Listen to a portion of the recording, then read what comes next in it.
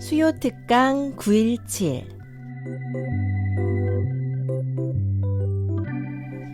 여러분이 궁금한, 우리가 듣고 싶은 이야기들을 만날 수 있는 시간, 수요 특강 917인데요. 오늘은 지난 시간에 이어서 전도의 열정과 노하우를 전해주실 분입니다. 대전 중앙침례교회 손은미 사모님의 153 전도, 전도하게 하시고 전도되게 하신다, 두 번째 시간 함께합니다.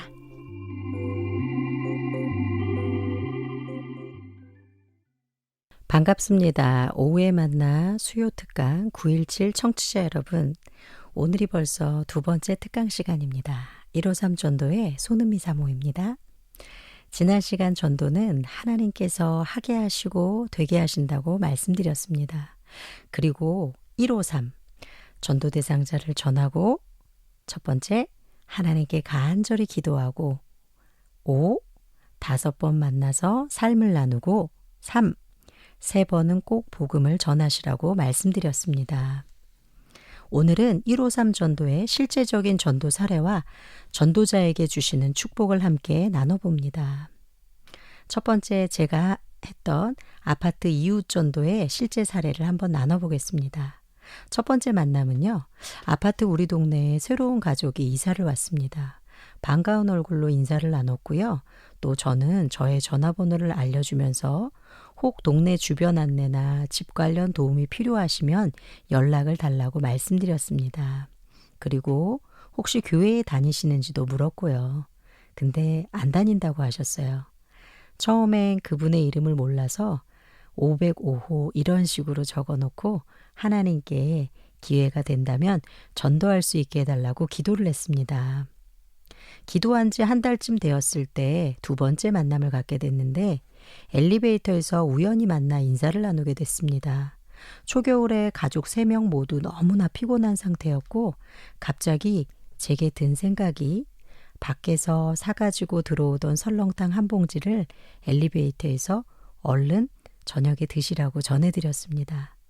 그러자 너무 지쳐 있었는데 감사하다면서 그날 저녁 식사 후에 조기 2마리를 가지고 저희 집 문을 두드리셨습니다. 이 일을 계기로 그 엄마와 저는 친해졌습니다. 전화번호를 서로 교환하고 차를 마시면서 집 근처 지역 정보와 자녀 교육에 관해서, 또 직장 관련 이런저런 이야기를 나눴습니다. 세 번째 만났을 때는 서로 나이가 같다는 것을 알게 되어 서로 친구가 되기로 했고, 또 진짜 친구가 되었습니다. 한 번은 점심 식사를 같이 하는데 이 친구가 본인의 사정을 말해주기 시작했습니다. 20대에 잠깐 교회를 다녔었고 그 후로는 교회에 나가지 않았다고 자신의 이야기를 나누어 주었고, 저도 제가 언제부터 하나님을 믿게 되었는지 또 가벼운 마음으로 이야기를 나눴고, 현재 제가 출석하고 있는 교회에 대해서 간단히 소개를 했습니다.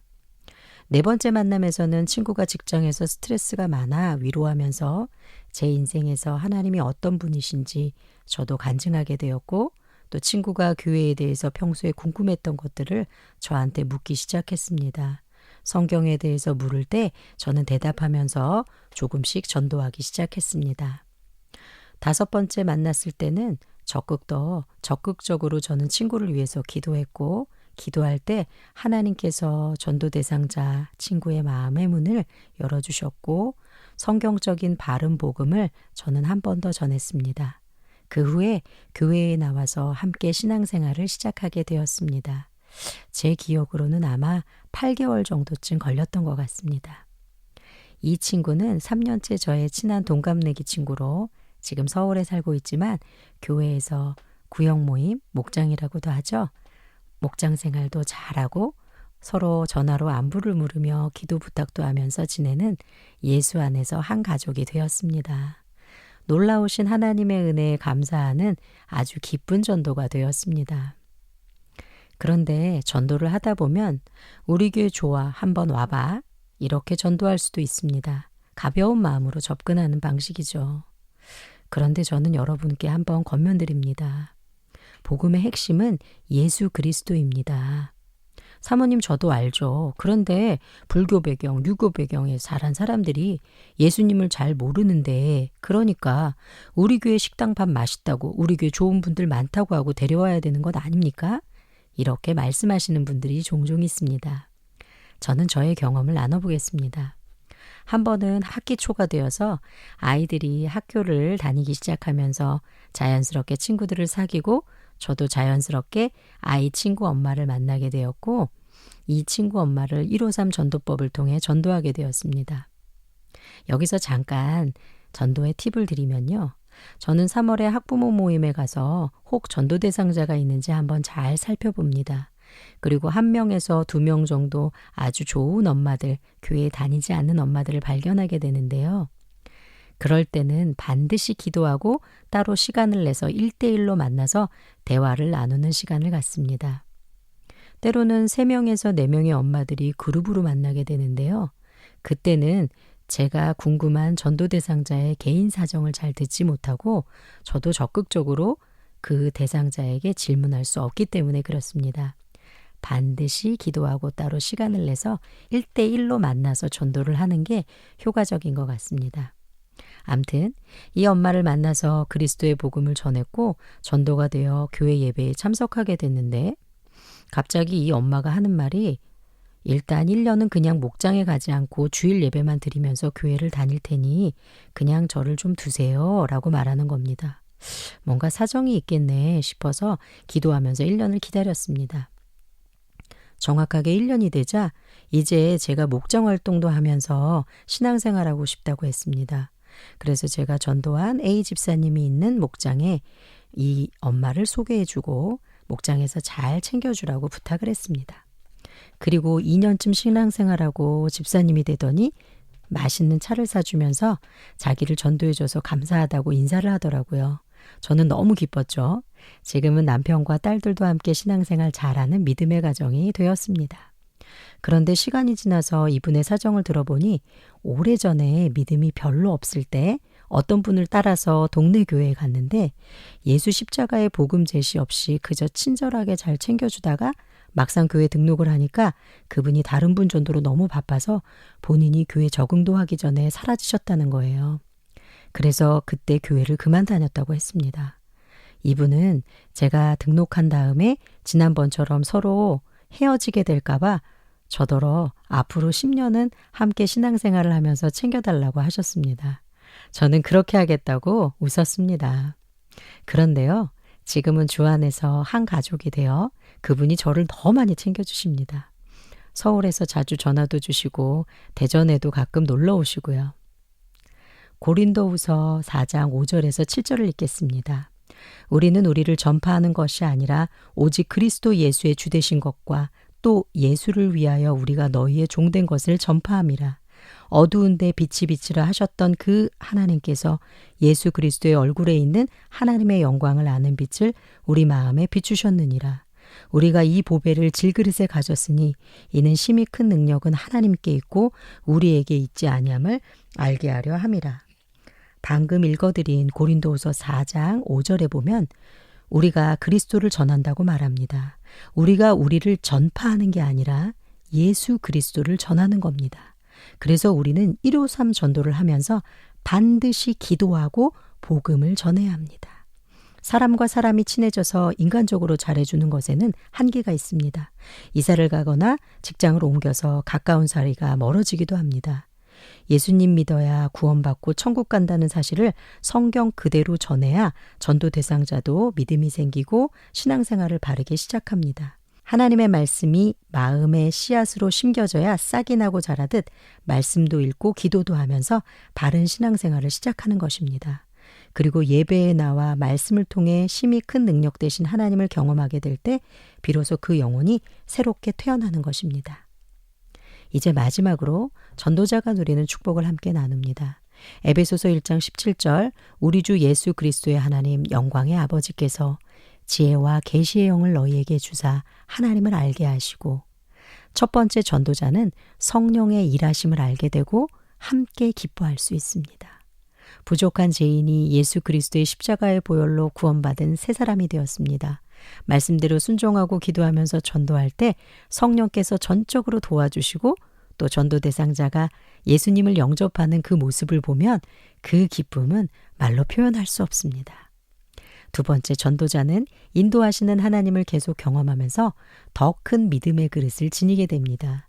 전도 후에는 대부분의 전도된 새신자들의 달라진 모습을 옆에서 지켜보게 되는데요. 이혼 위기의 가정들이 다시 회복되고 오랜 시간 우울증과 원형 탈모로 고생하던 사람의 우울증과 탈모가 치료되고 허리 통증, 안과 질병, 비염 등등 하나님의 말씀으로 치료되는 역사를 가까이에서 지켜보면서 하나님께 영광을 돌리게 됩니다. 전도자 스스로 하나님의 살아계심을 더 크게 경험하고 더 큰 믿음의 그릇이 되어갑니다. 시편 1편 3절에 보면 그는 시냇가에 심은 나무가 철을 따라 열매를 맺으며 그 잎사귀가 마르지 아니함 같으니 그가 하는 모든 일이 다 형통하리로다. 세 번째, 전도자는 시냇가에 심기운 나무처럼 하나님의 은혜와 물질의 축복과 모든 일이 형통한 은혜를 누리게 됩니다.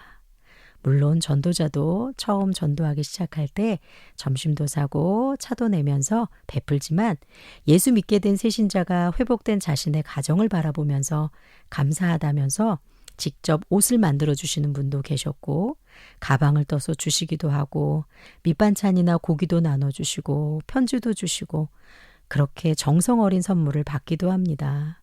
그러나 무엇보다 가장 큰 선물은 내가 주를 위해 일할 때 전도자의 삶의 전부를 책임지시는 하나님의 은혜를 가장 크게 경험하게 됩니다.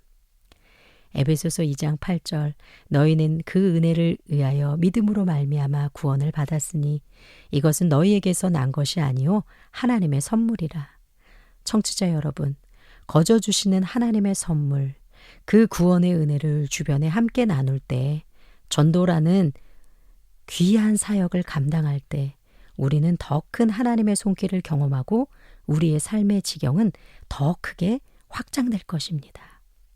여러분도 저와 함께 전도 대상자를 정하고 첫 번째, 하나님께 간절히 기도하고 5번, 만나서 삶을 나누고 3번은 꼭 복음을 전하는 153 전도로 한번 실천해 보시면 어떨까요?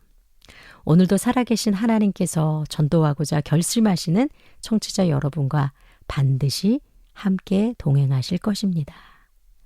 다음 주에는 전도 특강 3번째 시간으로 어려운 가족 전도, 임종 직전의 회심의 역사, 실제적인 전도 사례를 나누도록 하겠습니다. 오늘은 청취자 여러분들이 힘을 내셔서 153 전도를 잘 기억하시고 주변에 전도하실 수 있도록 위에서 기도하고 마무리하도록 하겠습니다. 다 같이 기도하시겠습니다. 살아계신 하나님, 오늘도 오후에 만나 수요 특강 식구들에게 이렇게 전도 특강을 나눴습니다.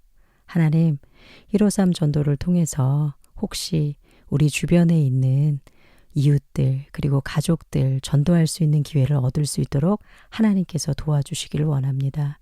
하나님, 코로나 시대라 너무 어렵습니다. 그럼에도 불구하고 우리가 전도 대상자를 정하고 하나님 앞에 간절히 기도할 때 하나님께서 우리 청취자들에게 전도할 수 있는 용기를 주시고 또 주변에 전도할 수 있는 사람들을 우리 청취자들의 손에 붙여주시고 또 5번 만나서 담대하게 3번 복음을 전할 수 있는 여건과 환경을 열어주시옵소서. 오늘도 살아서 역사하시는 하나님, 이 전파 선교를 통해서라도 하나님께서 일하심을 보여주시고 하나님, 주변의 코로나 기간 동안 어려움 가운데 우울함으로 홀로 외롭게 지내는 혹시 복음을 드려야 할 전도 대상자들이 있다면 하나님께서 우리 지역교회 가운데 붙여주시고 청취자들 가운데 일할 수 있도록 손을 내밀어 복음을 전할 수 있도록 하나님 인도하여 주시옵소서. 모든 걸 주께 맡기며 생명 되신 예수님의 이름으로 기도했습니다. 아멘.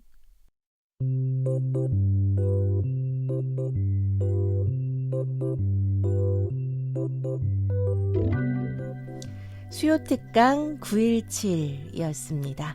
오늘은 대전중앙침례교회 손은미 사모님의 153 전도, 전도하게 하시고 전도되게 하신다. 두 번째 시간 함께 했는데요. 이 특강 내용이 궁금하신 분들, 또 다시 듣기를 원하시는 분들은 CBS 방송국으로 연락해 주시기 바랍니다.